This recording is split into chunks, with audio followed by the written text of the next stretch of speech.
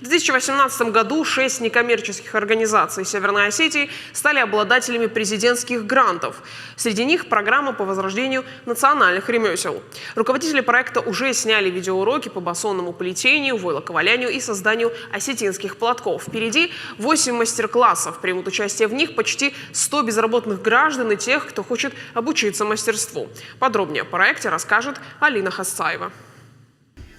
Чтобы собрать ткань, мастер раскладывает шерсть тонкими прядками в несколько слоев в разных направлениях. Зная все тонкости этого ремесла, на плоском полотне можно создать объемную вещь. Мы сняли мерки с башлыка, которому больше 100 лет, сделали свой вариант раскладки, и вот сейчас пытаемся его повторить. Все это раскладывается, потом заваливается, смачивается водой, заваливается, используются какие-то специальные подручные материалы, но практически все делается вручную.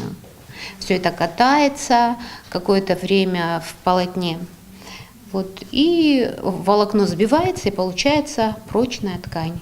Мастера признаются, материал влюбляет в себя сразу. Ремесло настолько завораживающее, что, попробовав раз, оторваться очень сложно. Войлок – уникальный материал, из него можно делать практически все. Он может повторить любую форму, начиная от детских игрушек, одежды, панно и заканчивая всевозможными предметами интерьера. Несмотря на то, что это ремесло традиционно для осетин, сейчас в республике очень мало людей, которые им владеют. Чтобы вернуть интерес к удивительному занятию, в рамках проекта «Этноалания» пройдут обучающие мастер-классы. Основная наша цель – это вернуть ремесла, которыми владели умело и с легкостью все женщины Осетии когда-то, до прихода технической революции, которая, к сожалению, все это повергла в забвение, чтобы мы смогли вернуть традиционные ремесла народу.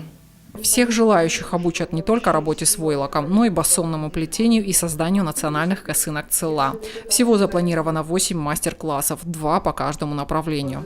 Участники проекта получат весь необходимый материал для работы, а также возможность окунуться в творческую атмосферу. С помощью тех видеоуроков, которые мы будем снимать на этих обучающих курсах, мы надеемся, что участники продолжат самостоятельную пробу работы дома, и на повторных мастер-классах, запланировано их всего 2.